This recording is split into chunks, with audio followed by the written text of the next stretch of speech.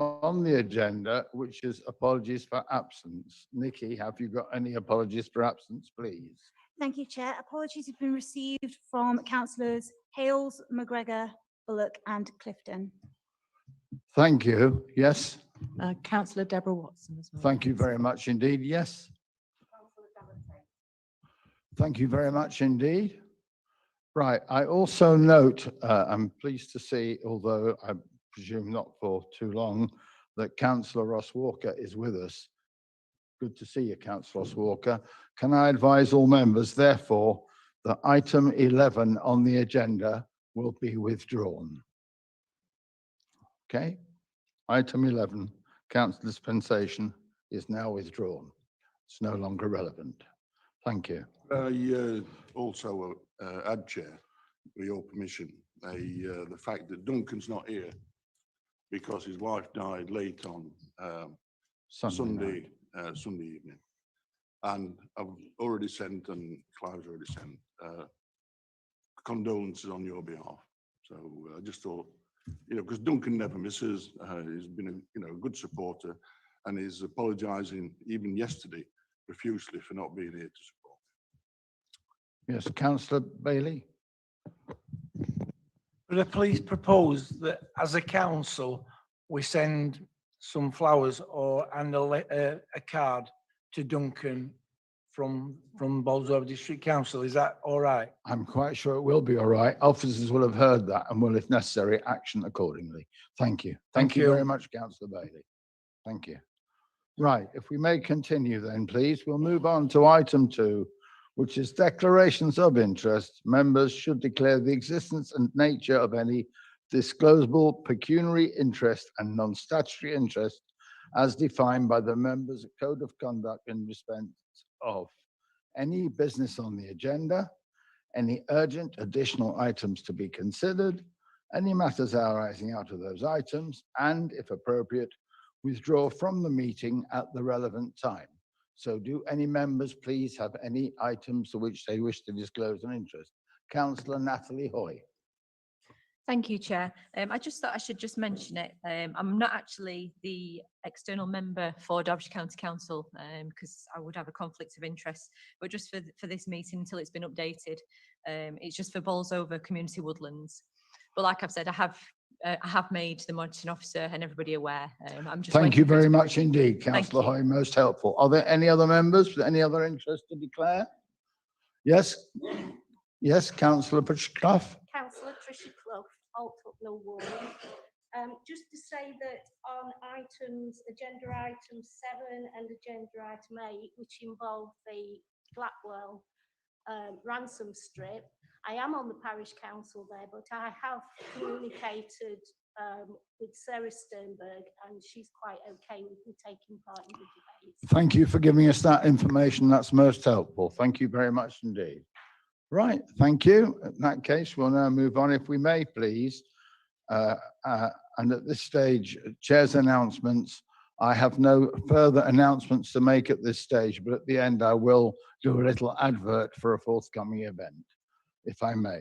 So if we can move on then, please, to item 4, which is to approve the minutes of the AGM of the council that was held on both the 26th of May and, as you may recall, in the Echo Chamber, continued on the 23rd of June.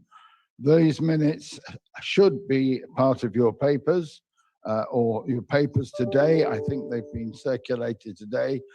Is it your wish, please, that I sign these as a true record? Would somebody care to move? Councillor Moses Blackwell, yeah, move that, Chair. Thank you. And that receive a seconder? Sandra Peake. And that's been seconded by Councillor Sandra Peake. All those in favour, please indicate. Thank you. Is there anyone against? And are there any abstentions? One abstention. Thank you very much indeed. It's all right. A donation of £10 to the Chair's fund would be much appreciated.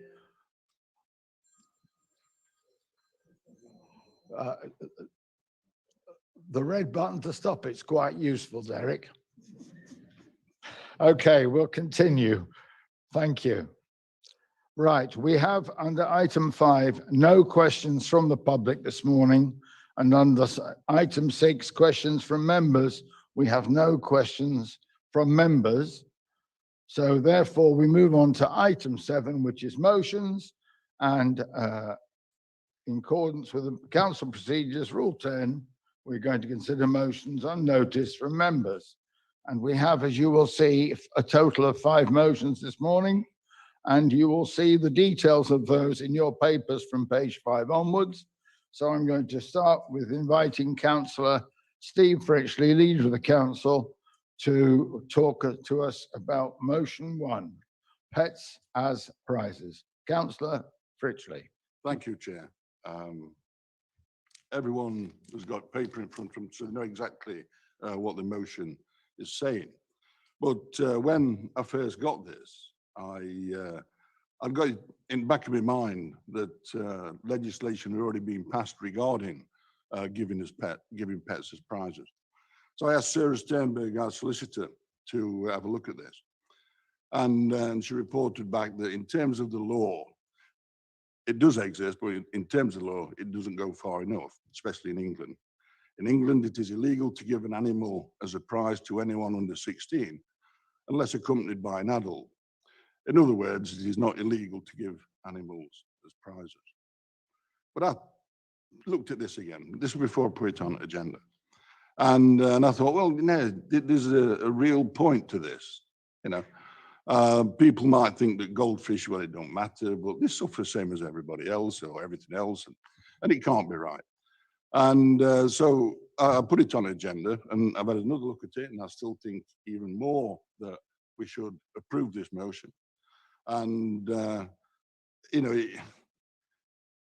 the law that states that you can't give it to kids under 16, it really doesn't go far enough, you know, because adults will, you know, kids will jump up and down, I want one, so they get one. And half the time, you know, goldfish or whatever it is dead before they get home from fair or circus or whatever. So I'd move it, Chair, and I'd urge everyone to support this, because I think it's right and proper to do so, especially this day and age. Yes, Councillor. Good morning. Yes, I'd like to 100% agree with Steve on that, and I would also like to second it at the appropriate time. Thank you. That's sorry. I also emailed this young man who wrote to me, emailed me, and we gave him, you know, both half of mine. Thank you very much indeed. Right, so the motion has been moved and seconded. I'd now like to invite anybody who wishes to speak on the motion, please. Councillor Sandra Peake. Thank you, Chair. Councillor Sandra Peake, Langworth Ward. Could we add also not for any live animal, not just for goldfish, you know, when we, for that motion, please? Can I just point out to the wording, ban outright the giving of live animals as prizes in any form on Bolsover District Council land. So I think the motion covers what you've asked. Okay, are you all right with that? Thank you. Are there any other people who wish to make any comment on this motion before I put it to the vote? No? In that case, all those in favour of the proposal, please indicate.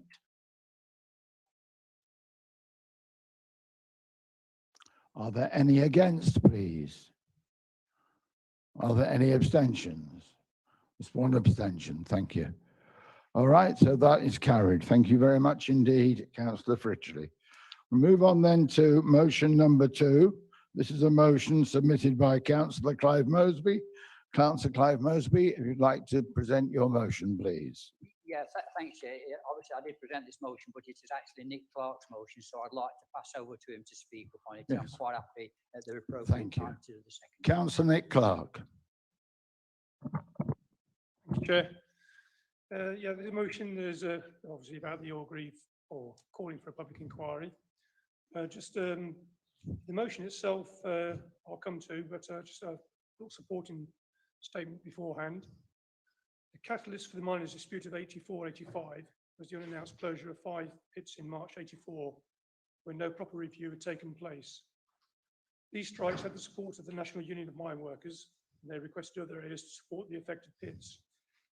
Unlike the earlier dispute in 1981, the government were prepared for the fight and used all the resources at their disposal, MI5, Special Branch, GCHQ and the police, who were drafted in from all areas of the country to the mining communities and coalfields to become Thatcher's shock troops in the fight to break the NUM in particular and the trade union movement in general.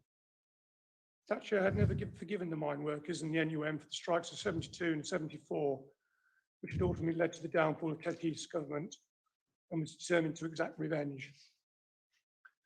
The strike lasted from March 84 to March 85. The events were shown nightly on the news bulletins. The most infamous event was the police operation at Orgreave near Rotherham in South Yorkshire on June 18, 1984. Miners had gathered at Orgreave to picket lorry drivers who were transporting coke to the steel industry. They were met by police officers from across the country who were under the command of South Yorkshire Police, the same force and senior officers who were involved in the Hillsborough tragedy. The police ranks included 42 mounted officers and units who were the first in the UK to use short shields and truncheons. Police tactical manual at the time stated it was to incapacitate demonstrators. BBC News footage of the time showed miners throwing missiles at the police, followed by mounted police charging the miners and officers chasing miners, and clearly seen hitting them over the head with truncheons. The miners alleged that the police operation had been pre-planned and complained that the BBC News footage had been reversed to portray the miners throwing missiles before the police charge rather than in a retaliatory response to the unprovoked attack by the police. The police arrested 95 miners and charged them with riot, an offence which carried a potential life sentence. The charges were withdrawn in July 85 after it was established that officers, including the senior command officers, had colluded in fabricating evidence against the miners, and all 95 were acquitted. An IPCC report into what became known as the Battle of Orgreave concluded that the BBC had indeed reversed the footage of those days' events, and that a team of detectives had the opening and closing paragraphs of at least 40 junior officer statements, had dictated the opening and closing paragraphs of at least 40 junior officer statements. BBC never officially accepted the IPCC report. It's worth noting it's the same police force, South Yorkshire, responsible for policing of this particular incident, also implicated in the cover-up after the Hillsborough disaster. Thatcher made it clear at the time, as far as she was concerned, the miners were the enemy within, and there were no more outlaws, and brought the whole of the state apparatus to bear. Her government's scorched earth assault on the mining communities. Did she give the orders for the police to attack the miners that day, or was Peter Wright, the chief constable at the time in South Yorkshire, given the green light by Thatcher? A generation has passed since the strike, but it's clear the real enemy within was namely Thatcher and her government of the day, along with the police and state security services, who were all unleashed against the miners, their families, and communities who are still suffering today through lack of real and proper investment to regenerate the coalfields after their closure. Public inquiry is needed to establish the events of that day in South Yorkshire. So far, those calls for an inquiry have been resisted. Sarah Green, who was deputy chair of the IPCC, is on record as saying that these events are more than 30 years ago, and I've considered the impact such a passage of time could have on an IPCC investigation and possible outcomes. What she really meant to say, it's a long time ago, it's not worth investigating now, as it'd be too much trouble to expose the crimes of the Tory government of the day and the police. It's now 37 years since the events at Orgreave, and the truth is yet to be heard. I therefore propose again, this council once again calls on the Home Secretary to order public inquiry into the events at Orgreave on 18th June 84. The motion is as follows. 10th of June 2016, this council passed a motion calling for a public inquiry into events at Orgreave on the 18th of June 1984. Bolsover District Council is concerned and disappointed that despite this council and many other councils also calling for a public inquiry during the last few years, the government so far failed to listen to these requests. Despite the fact that the police are alleged to have fabricated evidence against 95 miners, charging them with offence of riot, a crime which could be punished with a life sentence, no inquiry has yet taken place. The excessive violence displayed that day by police officers, the false narrative by the police and media, and perjury by police officers and subsequent cover-up of that perjury by senior officers have still not been scrutinised and investigated. Bolsover District Council therefore calls on the Home Secretary, Priti Patel, to order a full public inquiry into the deployment and actions of the police on 18th of June 1984 and to conduct meaningful discussions with the Orgreave Truth and Justice Campaign, the NUM and concerned MPs. Thank you, Chair. Thank you, councillor Clark. Does the motion receive a seconder, please? Yes, Yeah, councillor Mosley seconded, Chair. Thank you very Can I much reserve indeed. the right to speak after? then yes, say? you may speak either now or at the end. It's up to you. I'm guided by yourself, You Chair. can speak now, and the mover, if he wishes, may also sum up. That's quite legitimate. Okay. So if you want to speak now, I'll that's speak now, fine. then, yeah, do it. Yep. Yeah. Obviously, I'd like to support councillor Clark in that outline of what happened on that fateful day in 1984. You know, we're talking over 30 years ago when all this happened. After, I can't remember quite the figure they said, but it's over 30 odd years ago. And this council, along with many other councils throughout this country, have asked for this public inquiry. It's not just to whim, it's not just whatever. It's something that's you know, that we need to get to the bottom of at the end of the day. We need to all know the truth of what happened in it all. And I think we do know the truth, but I think the government just doesn't want us to, you know, want it to be backed up by an inquiry like this. I fully support getting in touch with the Home Secretary, ensuring that inquiry does get carried out, and that. And more than that, I think we need to be following this up and seeing what does happen with it. So we can put this motion in. Sometimes they get put in and then we forget about them at the end of the day. This doesn't need to be forgotten within it all. We need to get to the bottom of this. We need to make sure that the people that were attacked and in any form, whether it be physical or mentally or whatever, on that particular day, need justice. And that's all we're talking about here. Justice for Orgreave miners and the workers up there. So I've, you know, every sympathy with them, and I fully support what Nick Clark said within all this, and I formally would move that, Chair. And we do not only just put a motion, but we also follow it up and see what happens. Thank you very much indeed. Right. Now open the floor to anybody who wishes to speak for or against the motion, support or against. Yes, councillor Tricia Clough. Councillor Tricia Clough, Althucknall Ward. I've stood for many occasions with the families and some of the members from Orgreave, and I fully support the motion today. These people deserve justice now.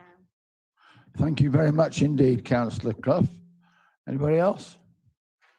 Right, in which case, yes, councillor Frishley, leader of council. We can't let this pass without any particular political comment. In June 84, you know, when this occurred, I went on council. I weren't doing anything like that. I was just doing what I was doing at that particular time. But it was patently obvious, colleagues, that this were political shenanigans. It was political revenge on a mining industry that didn't really deserve it. I'd worked in mining industry like a lot of you in here, worked on coalface. But at the end of the day, it weren't right. It weren't fair. So it gets my full support, this does, Chairman.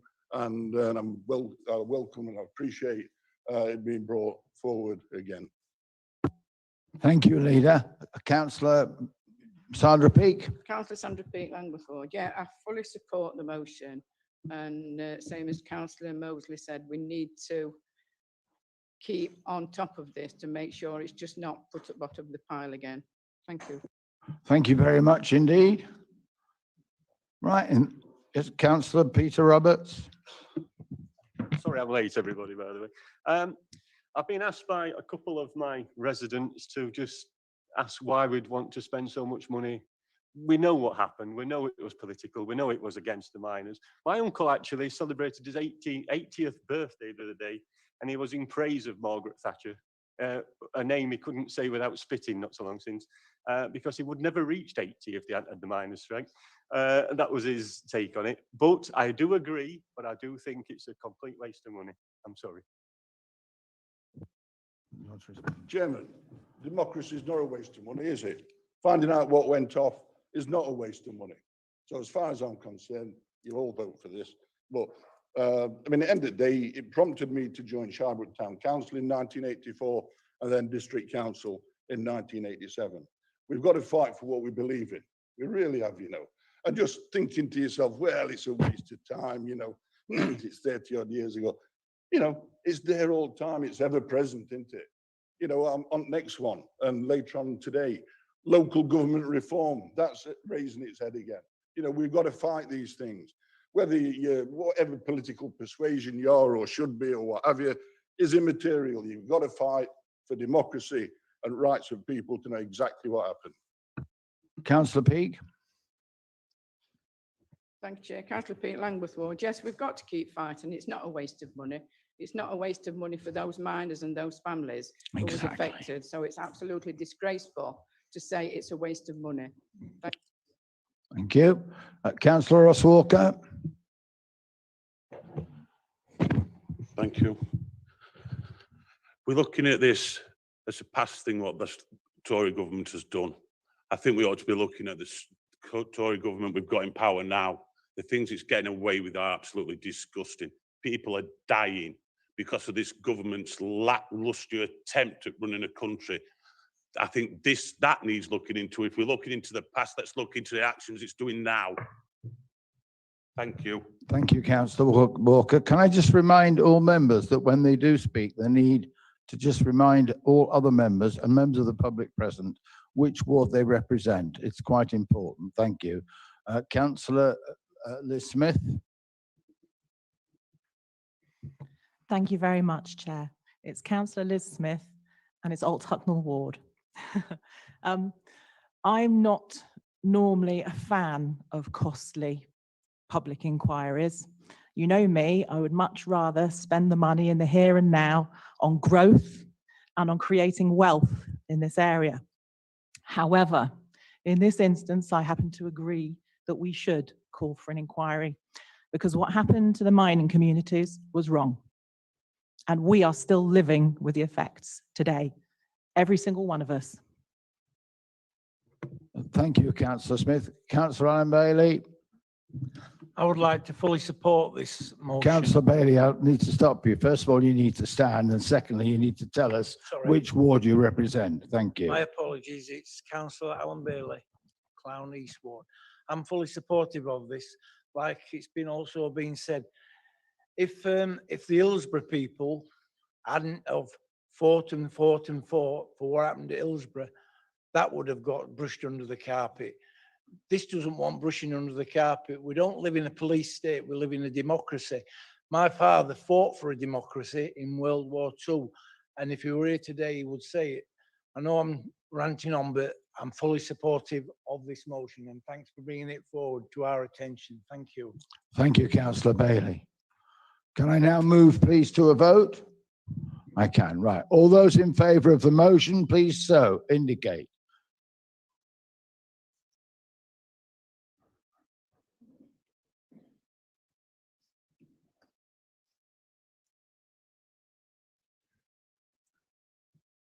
I've counted 25.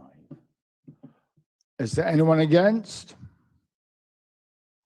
One against. Are there any abstentions, please? And one abstention. Thank you. The motion is therefore carried. Thank you very much indeed. Now, the next motion, motion 3, is a motion submitted by Councillor Duncan McGregor. And in Councillor Duncan McGregor's absence, I'm going to invite the Leader of the Council to present the motion. However, I'll take guidance on whether the Leader of the Council can actually move this motion. It may need to be moved by another member. But I will invite the Leader of the Council to introduce and speak to the motion. Steve.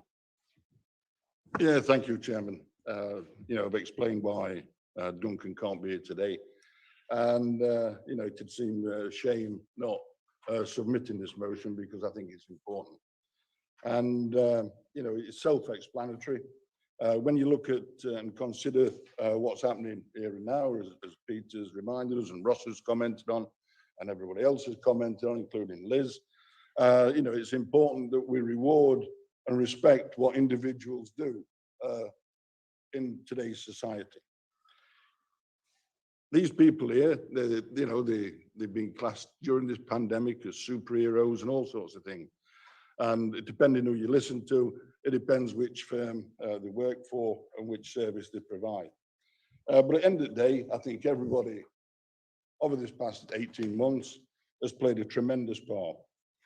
And when you look at, you've all read this, I'm not going to go through it. For the past 10 years, there's been a reduction in real worth of staff's wages and so on. And as far as I'm concerned, the local government reform is a further attack on this. We've lost what? I think it says in here 900,000 jobs since June 2010, a 30% reduction. To me, I think, you know, government should actually be recognising this. They should be helping local authorities pay a decent wage. And this is what GMB, Unison and Unite are asking for. And I'm fully behind it, Chairman. And I think I can move this. Okay. So I shall move it and hopefully it'll get some support. Thank you, Chair. Thank you very much indeed. Councillor Clive Mosby. Yeah, I'm happy to move this this motion, Chair, and I'd like to speak on it if it's possible. Yeah, you may, at this stage, certainly. really. So it's Councillor Mosby representing Blackwell Ward. Yeah, like the leader says, we do need support workers within this industry and within local government. They've been at the forefront of this all the time, and I mean they've adapted to whatever they've needed to. And when they've been asked to work at home, when they've been asked to come in here, when they've been asked to whatever they wanted, they've responded. They responded in a very professional and forthright manner within it all. And not only that, it's not only helped us as councillors, because we've been able to carry on our job in these difficult circumstances through the efforts that the workers in local government have put in. But it's also the people that we all represent out there. They come to council generally, in a lot of cases, a first line stop, you know, to get things sorted. And they've been here, they've done the job, they've delivered on it, and we've seen time and time again, when we've been looking at the way that we've responded to different measures that we're measuring, you know, the different measures we take here to ensure that we're doing it. Folks are being met, you know, what they need is being given to them at the end of the day, and they're not fumbling out there. It's been a very, very difficult time, both financially and that for everybody, but our staff have responded to that. So I'm fully in support of this motion. I'd support it, you know, 10 times over in it all. And we have to remember, you know, it is this Tory government that's putting these restrictions on us at the end of the day. And it's this Tory government that will destroy local government, I believe, if we aren't careful. And this is another nail in that coffin. And we have to stand up, we have to be counted, and we have to support our workers, because without them, we're nothing.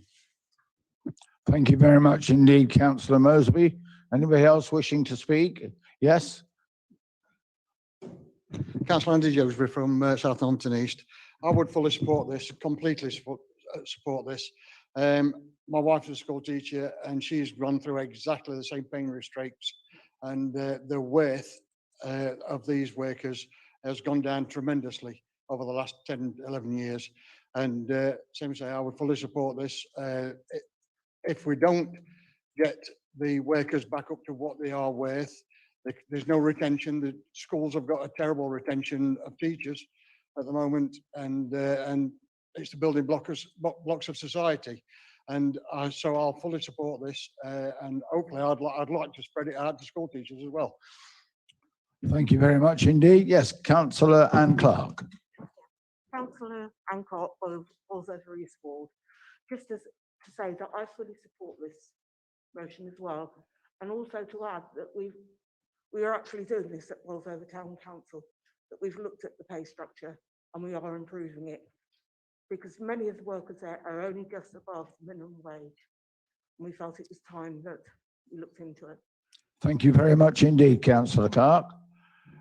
I would just like to add from the chair, from the point of view of our own workforce, that during the last 6 years as a councillor, every time I have made a request on behalf of a constituent, or indeed on behalf of what I've observed in my own ward, the service that I have had from our own workforce has been second to none.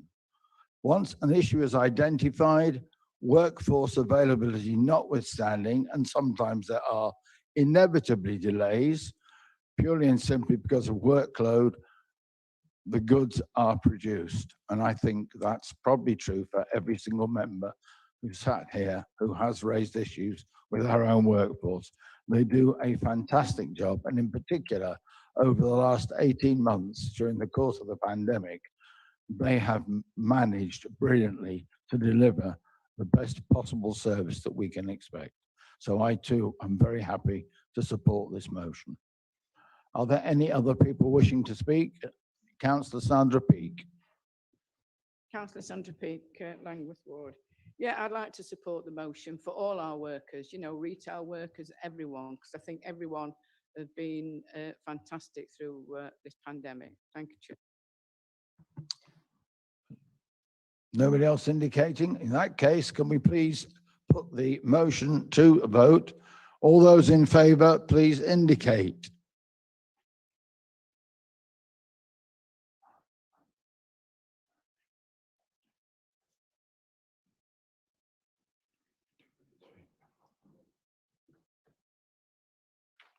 So that's 26, I can count. Was that a vote for or against, Councillor Roberts? Oh, all right. Are there any against? Are there any abstentions? One abstention, okay. We'll move on, if we may, please, to motion submitted by Councillor Peter Roberts.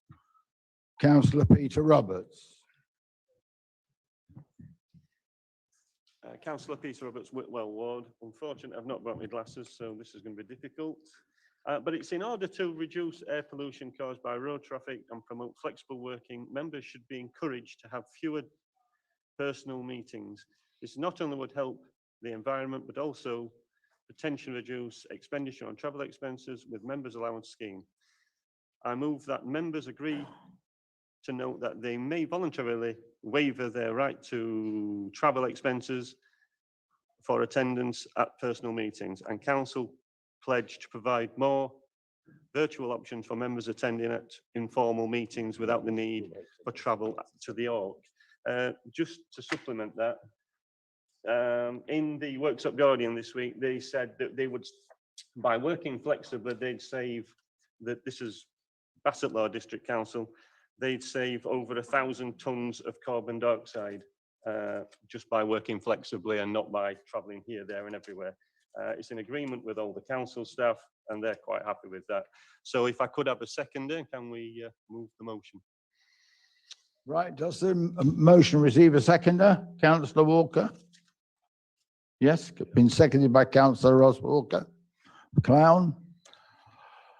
Councillor Leader, Steve Fritchley? Thank you, colleagues. I always like motions from Peter. This one particularly because we've already done it. If your members recall, we've already reduced the amount of face-to-face meetings at scrutiny, so they've got informal meetings, and that means they can do it by remotely, Zoom meetings or what have you.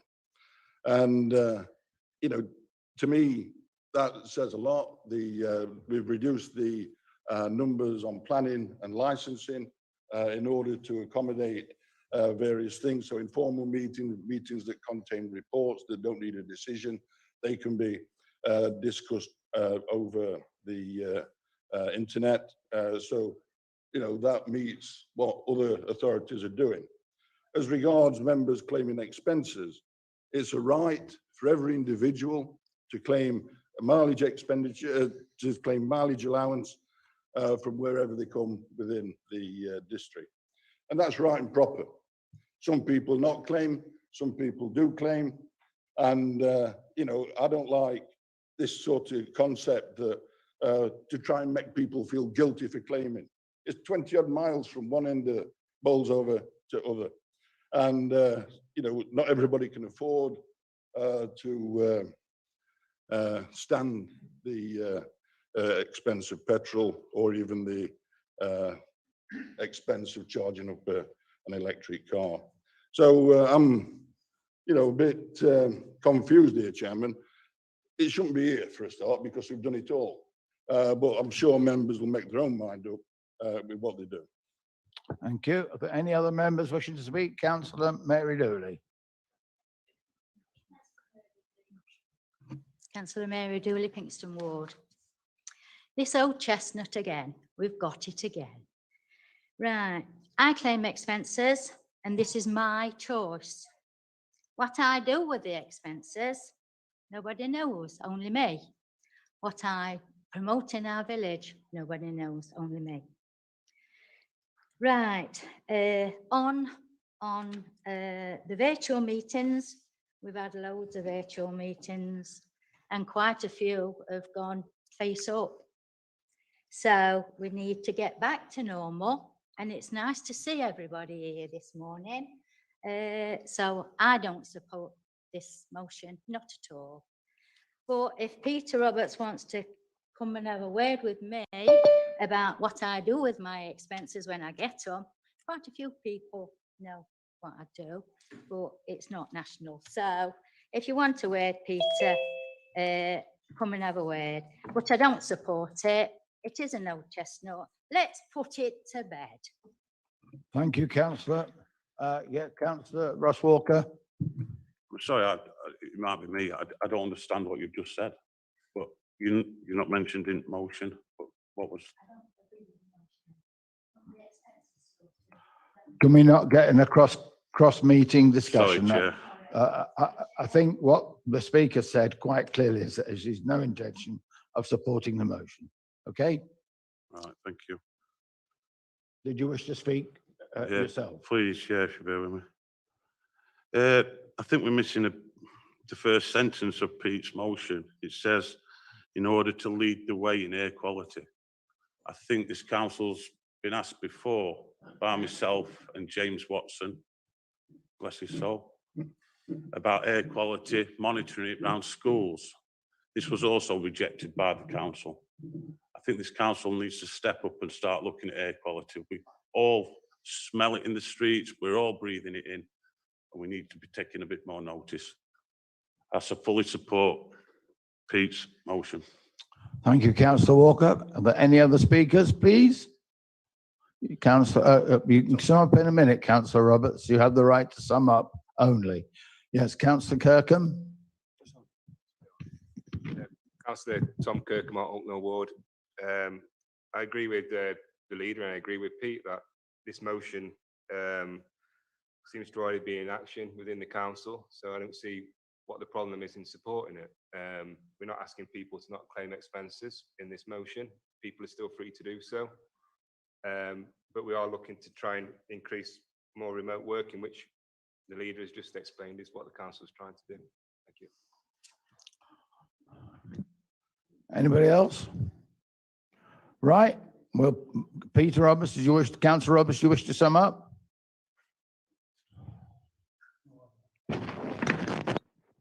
Councillor Peter Roberts, Whitwell Ward. Virtual meetings, and Duncan, at the last meeting we had in here, it's about 34 minutes, was stressing that virtual meetings should be held by, and everybody can attend. He also mentioned something about we're paid from the public purse, so therefore we shouldn't be too bothered about how much our expenses are. That was followed up by David Downs, who said very similar sort of thing, remuneration towards costs and allowances help support it. The various members who actually claim most of their travel expenses are actually all on, well, they're all on committees, I would suppose, and do receive an allowance for being on those committees. And together they, well, it's a staggering amount of money. Last year was £10,000 plus for just 10 months. The year before it was nearly £12,000. It's a staggering amount of money, and it's a staggering amount of distance and CO2 and various other things. And we should really try to not do it anymore. Thank you very much indeed, councillor Roberts, in summing up your motion. All those in favour of the motion, please indicate.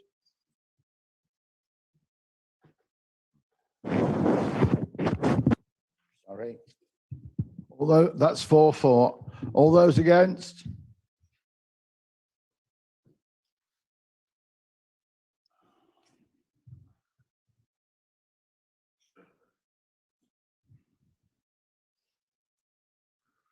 I've got 17 because it's through on the top desk. Okay. Any abstentions? I can see 6 abstentions. Thank you. Oh, 7 abstentions. My apologies. So the motion is defeated, and we'll move on, if we may, please, to motion number 5. That's motion submitted by Councillor Tom Kirkham. Well, can I also suggest, Councillor Tom Kirkham, that in moving this motion, that you also, if you're content to do so, incorporate item 8, which is to introduce the petition. Are you happy to do that?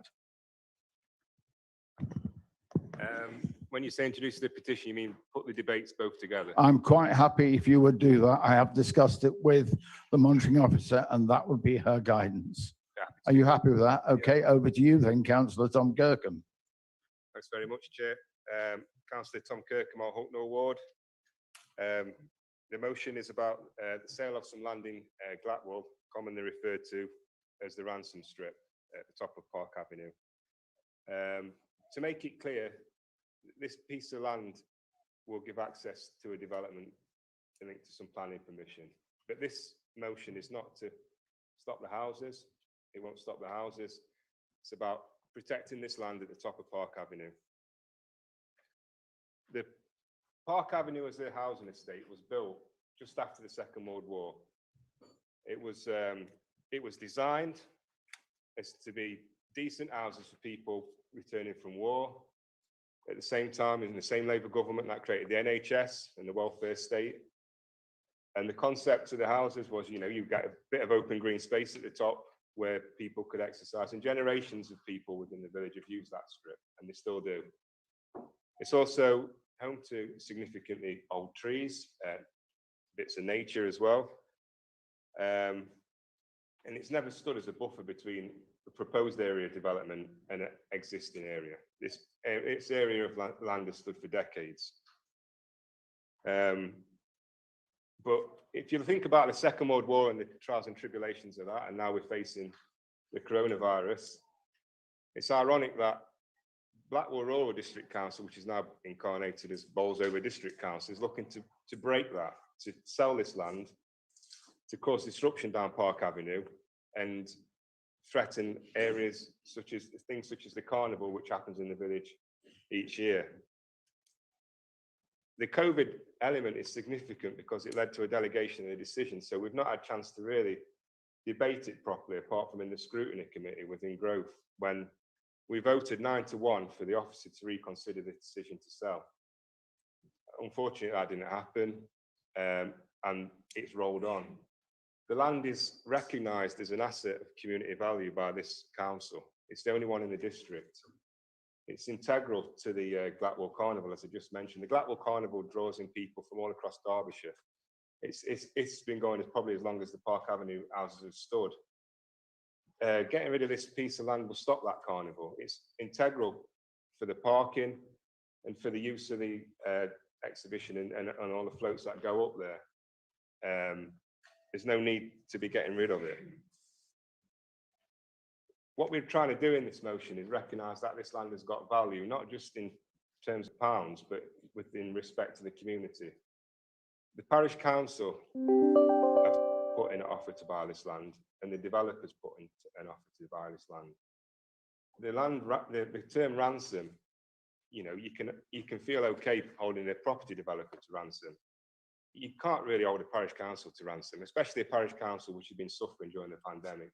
The district council has bailed out all the parish councils within the district, and I think they received about £10,000 each. So that recognises the parish council's not got much money.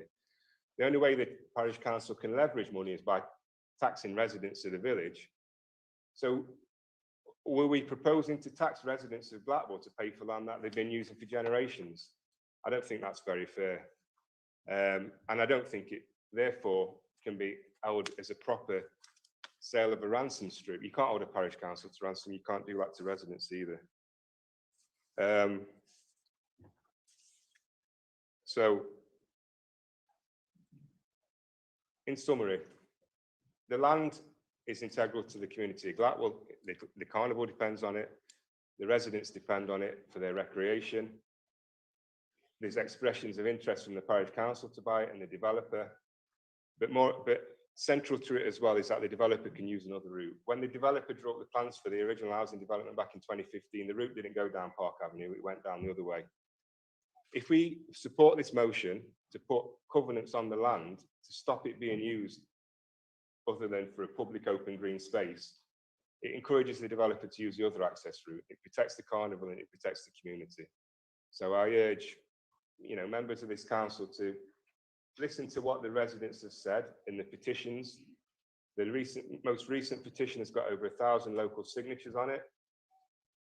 The tireless work of the people in Glatwell to try and raise awareness of this strip. We've had support from Carvale to Langworth Junction. All over the district, people are supporting this cause, and I appeal to members of the council to support this motion. Thank you. Thank you, councillor Kirkham. If I may just draw to your attention in your papers, everybody, that under item 8, it does actually go through the wording on the petition, right? And so what I was hoping to do, councillor, and it's entirely up to you, is to include the debate now on the petition, and then if we have a seconder to your motion, which no doubt we will, we'll then put your motion after that to the vote. Are you all right with that? Or would you rather your motion was put to the vote first? I'm quite happy to do whatever is your wish. If we're going to have a debate, we might as well have it before the debate. Sorry, just stand up and speak into your mic. It's not easy. Okay, sorry. Instead of having two debates, we might just have the one debate together. Then have the Okay. vote on the motion. Thank you. So first of all, does Councillor Kirkham's, it has received a seconder from Councillor Peter Roberts. Thank you. Right. So the wording, just so people are aware, on the petition is on page 3 of your agenda documents. We, the undersigned, petition Bolsover District Council to protect wildlife and mature trees at the top of Park Avenue in Glapwell from development.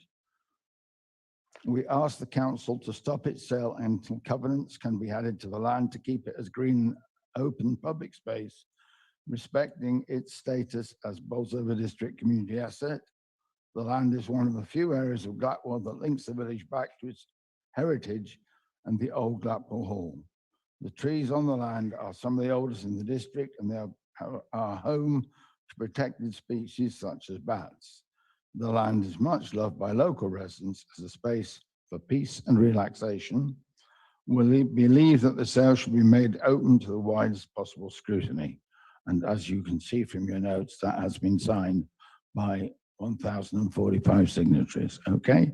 So now, taking Councillor Kirkham's motion, I will now invite any questions or points. I've already had an Officer Grant Galloway who wishes to speak. Grant, over to you.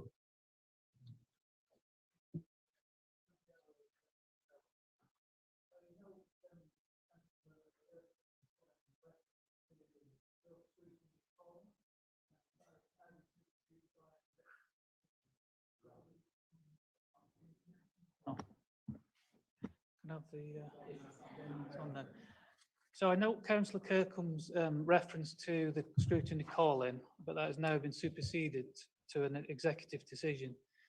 In the petition debate, it mentions open to full scrutiny. This has been scrutinised for the last 18 months, so I don't think that it can be argued that it hasn't been through due process.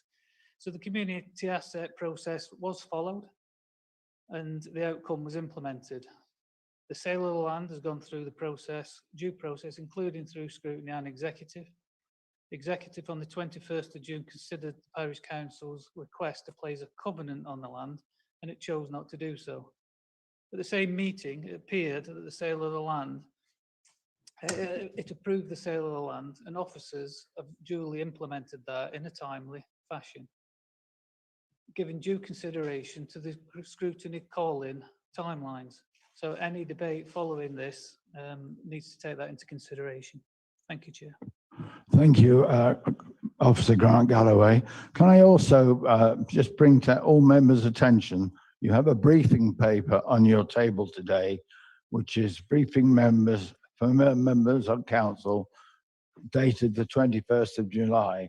And that does detail in some great detail for members' benefits how and why decisions are taken by different elements of the council and the powers of the executive and other bodies are clearly explained in some detail within that paperwork if there is some confusion.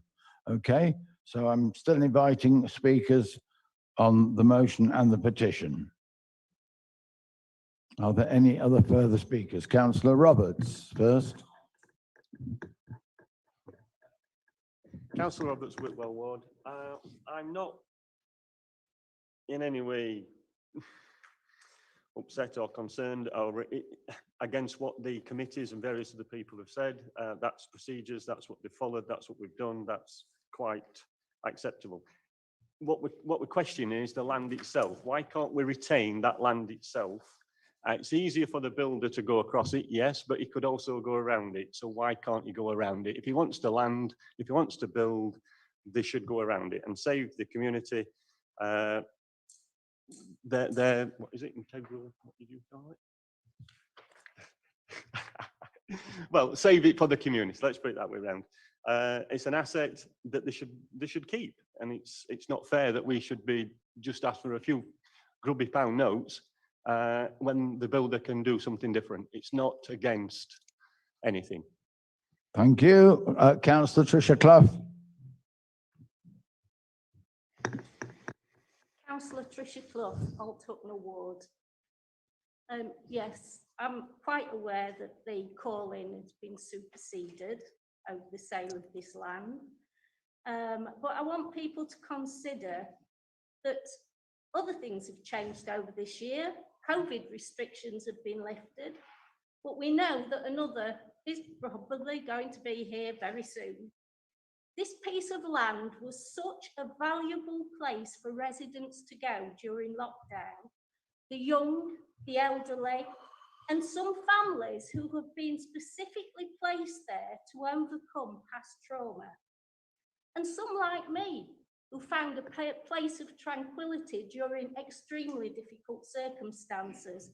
When I only had a few minutes, that was the place I went to. There was a glimmer of hope that this strip of land would remain so for generations to come. A quiet place for most of the year, where you could just appreciate the nature that's there. But a hive of activity on special days, the gala, Halloween, bonfire night and Christmas.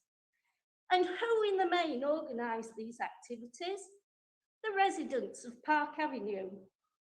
They resisted putting up charges because this was never about money. It was always about putting smiles on people's faces.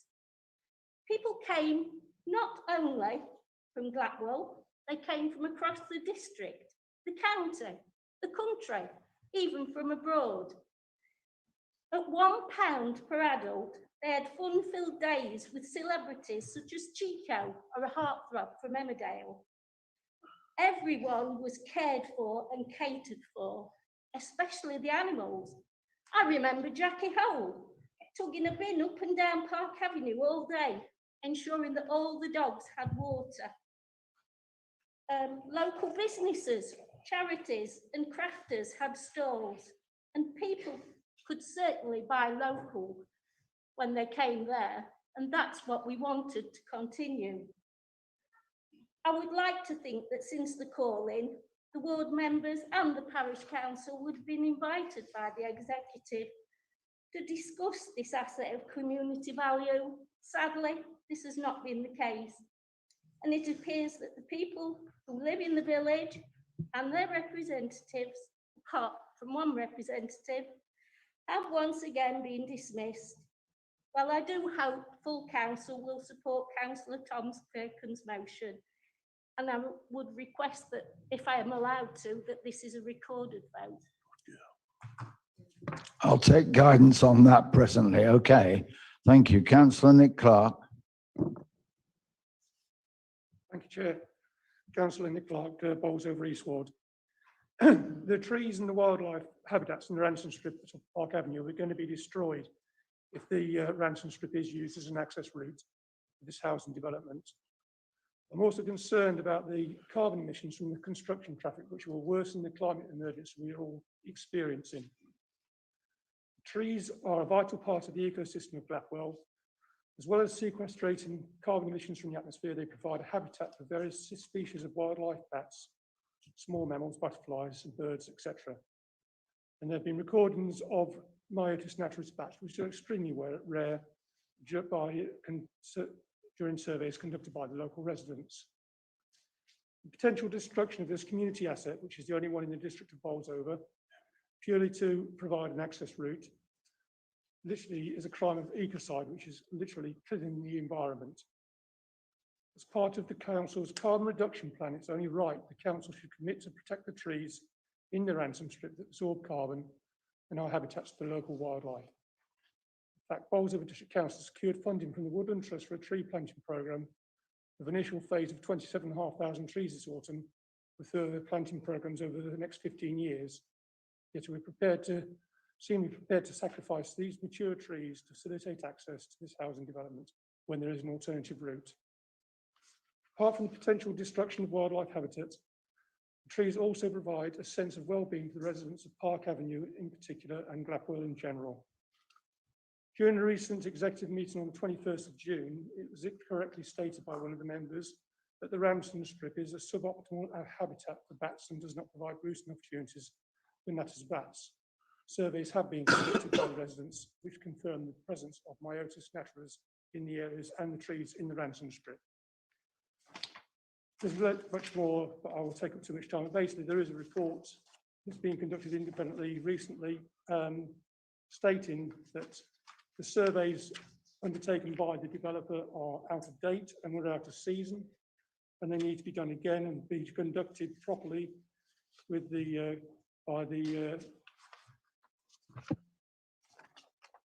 Chartered Institute of Ecology and Environmental Management. Thank you. I support this motion. Thank you. On a point of information, speaking with my chair of planning hat on, I think it's important to note that the planning application that was granted does not allow for the destruction of all of the trees on this strip of land. It allows for a specified number of trees, I think it's 3, to be cleared to enable the appropriate DCC highways regulations road to be constructed through it. The rest of the site that has been mentioned is not in any way, shape or form part of the approved planning application. I just think it's important from accuracy that that's established. It's not about felling all of the trees on this strip of land. Thank you. Are there any other speakers in the chamber? Yes, Councillor Walker, Ross Walker. Thank you, Chair. I think we're missing something here. This is the only community asset in Bolsover District Council. For it to be a community asset, the community, it means a lot to them. They need this asset. And we are going to sell it without any covenants to protect this community asset. I know the policies and procedures may have been done, fair enough, but this is a community asset. It's the only one in Bolsover. We can't just sell it off without even taking the community into consideration. These covenants, as I see, are a way of supporting the community and helping them keep that land for what it's used for. I urge the council to support this motion. Thank you.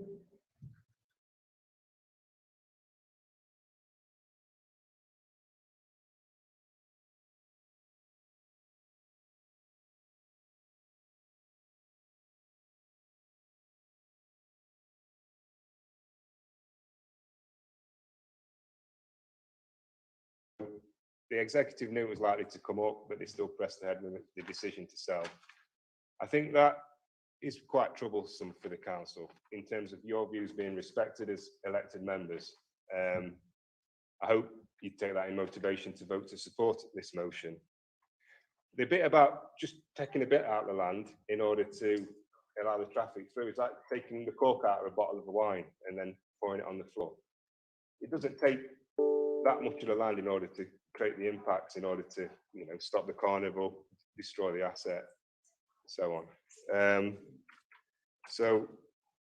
And then finally, following the growth scrutiny calling, we asked for clarifications on why the developer chose to use that access rather than the one that they suggested in 2015.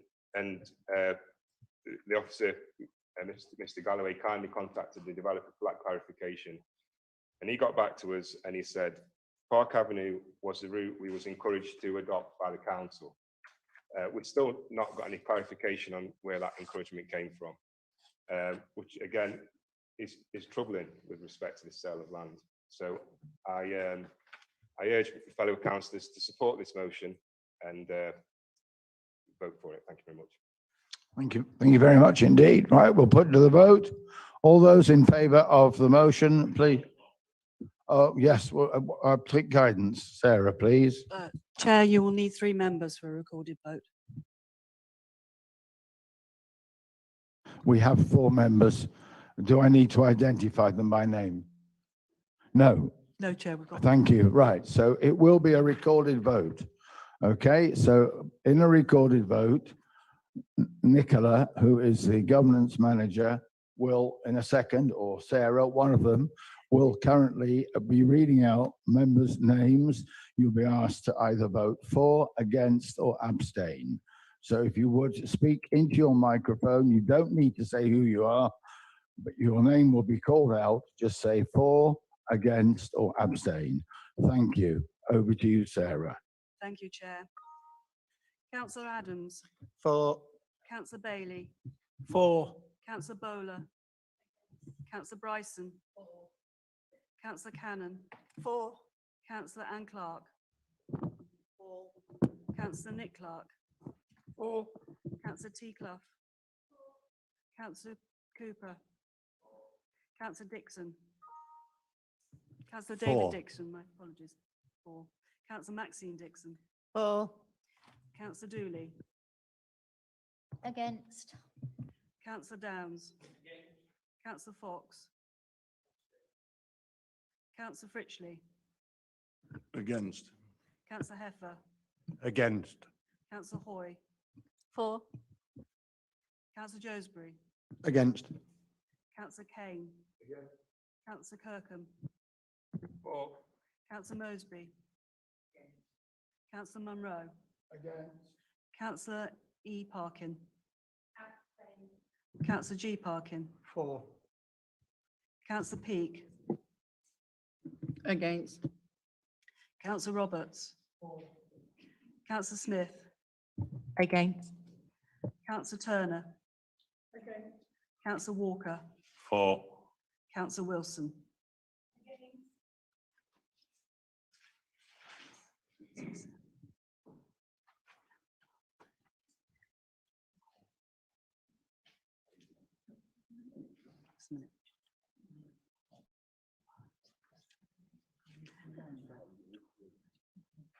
Yeah.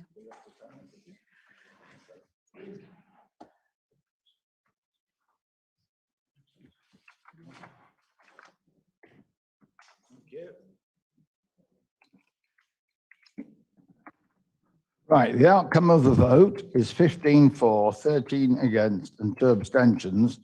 I am advised by officers that for information, all members should be aware that the piece of land has been sold to the developer, and that was actually transacted, I think, quite recently, but it has been sold.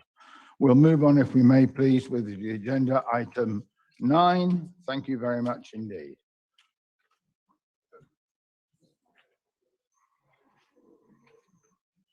Right, if I can have a bit of quiet, please, I'd appreciate it. Thank you. If you are leaving, please press the button on the right. No, you've not pressed it. That's it. Whoop. Excuse me, Chair. Can you just hang on a second?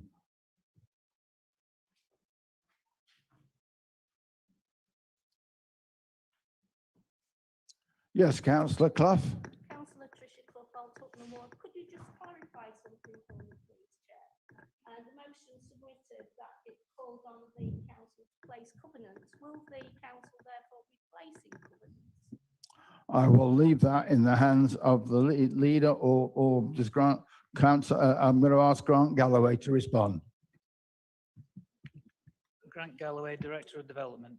If you note in my opening statement, I did say that the decision had been made to sell by executive on the 21st of June, and that had been executed by officers in that ensuing period, taking account of the scrutiny calling period. We haven't got the ability to put any covenants on land we don't own. For those who couldn't hear, just to repeat, a decision was taken at executive to sell the piece of land on the 21st of June. Okay, I'm sure that we can ask Officer Galloway, if he would, to email all members with a copy of his statement that he's just made. They're having difficulty hearing you. All right, Grant. Thank you. Grant will do that. Okay, thank you. Right, can we now please move on to item 9 on the agenda, which is member champions. And that I'm going to call on the monitoring officer, Sarah Sternberg, to present this item. Sarah. Thank you, Chairman. Sarah Sternberg. Standards Committee has for some time been considering the potential role for member champions. Member champions are advocates and spokespersons for a particular cross-cutting issue. They are in place to promote the issue, but they do not have official decision-making role. Their work should not conflict with the role of the portfolio holder, but should add to it by encouraging engagement and a discussion around the issue. The report contains a role profile and suggested appointments recommended by Standards Committee. There's a brief outline of the role at 2.4, plus the role of the leader and portfolio holder at paragraph 2.5 in relation to member champions. The suggested nominations for this year are on page 16. The recommendations are on page 11 and are to approve the role profile and make the appointments suggested. Thank you. Councillor Mosby.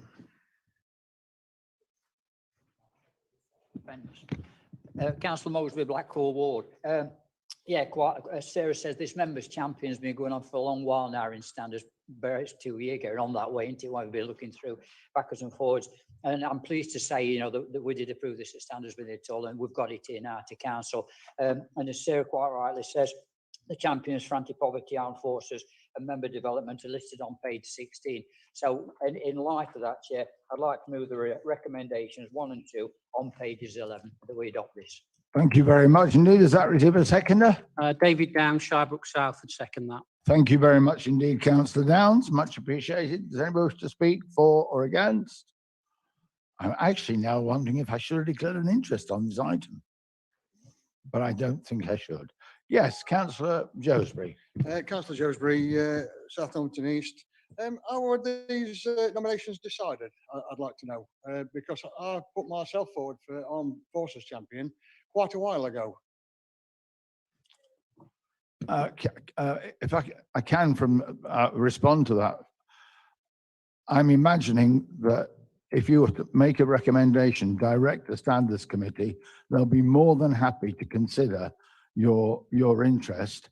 And as currently currently 2 listed as Armed Forces Champion, I'm quite sure, and I'm sure Councillor Clark will speak for himself, I don't have a problem with that at all, because there's a lot of work to do out there on behalf of our armed forces. Councillor Mosby, do you want to speak? Yeah, Councillor Clive Mosby, Blackwood. Yeah, I completely concur. You know what the chair said in it all. As a member of Standards, if this needs to come back to Standards, and I'll look to Sarah for guidance on that. For Councillor Josbury to be included on that, then I'm sure to receive favourable support within it all. So, yeah. Councillor Clark. Thank you, Chair. Councillor Clark, Bolsey, Reeswood. Yeah, I fully support what Councillor Josbury is saying, and Councillor Mosby, more the merrier. There is a lot of work to be done. Yeah. Are you comfortable with that, Councillor Josbury? Thank you very much indeed. Yes, Sarah. Thank you, Chair. Sarah Sternberg. It is a decision by the council who these member champions are. So if you wish to add Councillor Mosby to that one today, you can do that. I'll move that course of action. It's been seconded by Councillor Clark. You all right with that? And the second, are you happy with that? You are. Okay, so can you note then that we've increased Armed Forces Champions for the purpose of the vote we're about to take to Councillor Nick Clark, Councillor Tom Munro and Councillor Josbury. Sorry, Andrew Josbury. Sorry, Andrew, my apologies. Okay, right. And with that, is there anybody wishing to speak for or against? Any further comment? Is that one for each service then, Chairman? Possibly. We'll have a fight over it. Okay. All those in favour of the recommendations, please show. All those in favour of the recommendations, please show. That seems to be unanimous. There wasn't anybody abstaining, was there? Good. Thank heavens for that. Let's move on. Thank you. New code of conduct for councillors. Again, I think that has been circulated as part of your papers today. Is that correct? And I think it's something that our esteemed monitoring officer is going to speak to. Sarah, over to you. Thank you, Chair. I think the code is in the supplementary pack, but the report is in the main pack. Thank you. So in your supplementary pack on your tables. Over to you, Sarah. Thank you. As members may be aware, the Standards Committee has been looking at a new code of conduct. This is because the LGA has produced a model code following the recommendation for them to do so from the Committee for Standards in Public Life. This was a couple of years ago. The draft code is in your supplementary papers at page 12. There are lots of similarities with the Council's existing code, although there is much more emphasis on relationships, including bullying. Bullying is explicitly mentioned at paragraph 2 on page 16. The report sets out the additions to the model code in terms of essential training, predetermination and bias, which are things we've had in our code but aren't appearing in the model code. Standards Committee were not content to recommend a gifts and hospitality limit for recording of £50 as per the model, and is instead recommending to you that the limit is £25. This is included in the draft. This is to aid transparency to the public. Once members have considered the new code of conduct and are happy to adopt it, there will have to be some training. I'm conscious that we've just finished an induction refresh, including code of conduct training. I therefore propose that we do some brief training at the September Council to ensure that as many members as possible are able to attend, but that no additional dates are added to diaries. In relation to parish and town councils, as it says in the recommendations, the Chair and I will be contacting all in the district's area, recommending that they adopt the model code and preferably adopt the district's version, so that this will help members who are on both tiers of local government as they will be dealing with the same code. Training will also be considered for the parish and town councils. The recommendations are on page 17. Thank you, Chair. Thank you very much indeed, Sarah. Councillor Clive Mosby. Yeah, thank you again, Chair. Clive Mosby, Blackwell Ward, keeps going where I come from. I mean, you know, we've again gone through this. We've had 2 or 3 different meetings, I think, on it, or to ensure that we covered every aspect of it.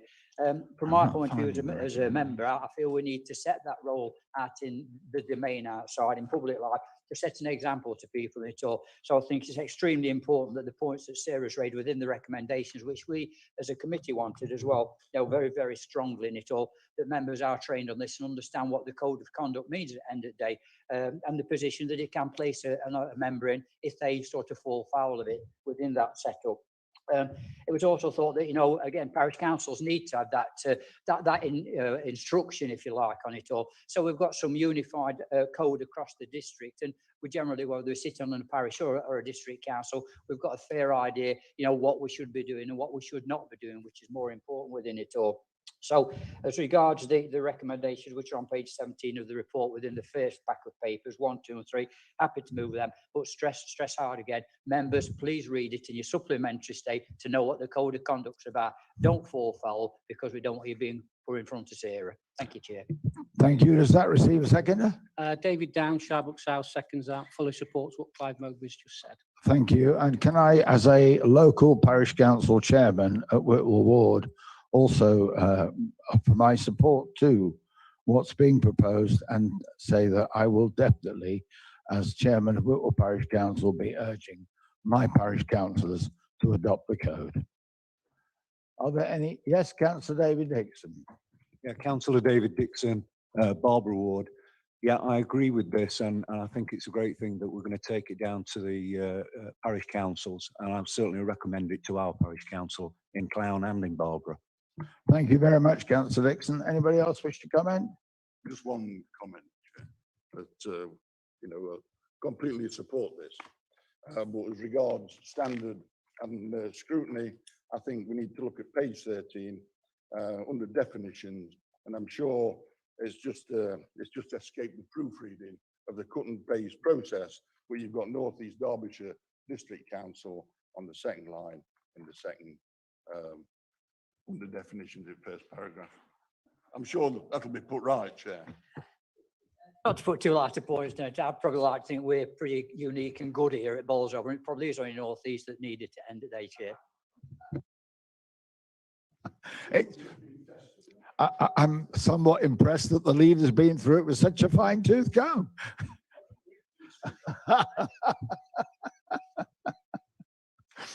Okay, thank you very much indeed. I take it there's no further comment. I'll now put the vote. All those in favour of the recommendations, please show. I can see from here that that's unanimous. Thank you very much indeed. We'll move on, if we may, please, to item. Let me turn back to the agenda. That would be really helpful. So we're now on item 11, which, no, 11, item 12, there's no item 11, exclusion of the public. That's to move, I will move that the public be excluded from the meeting during the discussion of the following items, etc. It's been seconded, all agreed? Yep, all agreed, thank you. Right. So the next item